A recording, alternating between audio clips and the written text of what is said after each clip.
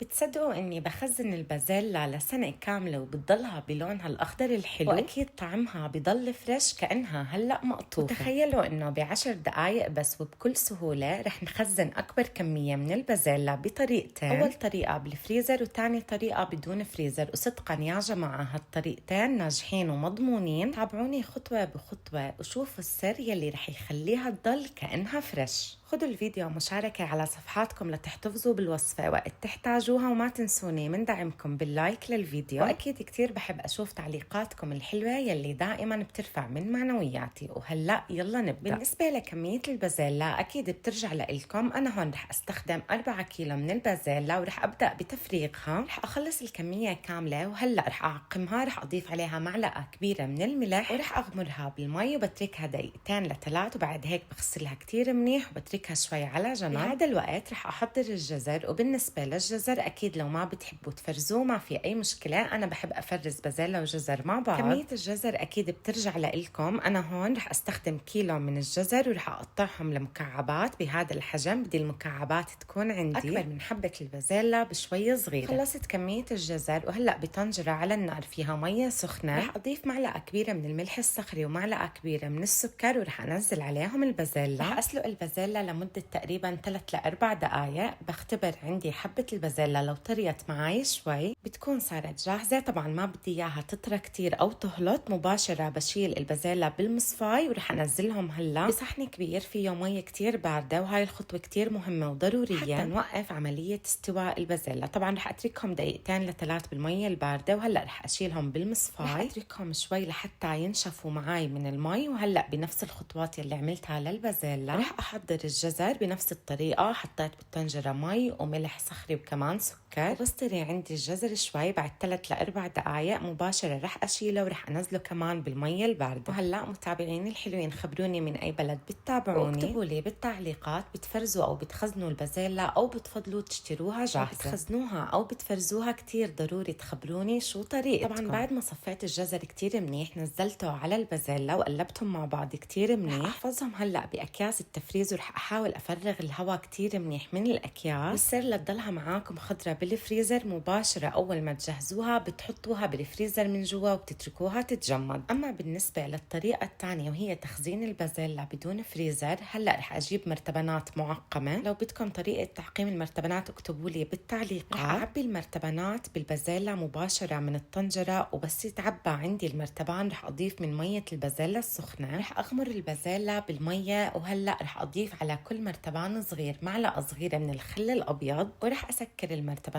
وضروري تكون عندنا المرتبانات بتتسكر كتير منيح. وبس لأسكر المرتبانات رح أقلبهم على وجههم لحتى أتأكد إنه تخلصت من كل الهواء يلي موجود عندي بالمرتبان. طبعا طريقة حفظ البازيلا بالمرتبانات أفضل طريقة ممكن تستخدموها لحفظ البازيلا بدون فريزر. خبروني قد ايه بتعطوا هالفيديو من 10. بصراحة أنا بعطيه 10 من 10. وصفة بتستحق التجربة، حتضلها معاكم خضرة وفريش. مبارح كمان نزلت لكم طريقة حفظ الملوخية وتخزينها، روحوا شوفوها وأعطوني رأيكم. صحتين وعافية يا رب مقدما.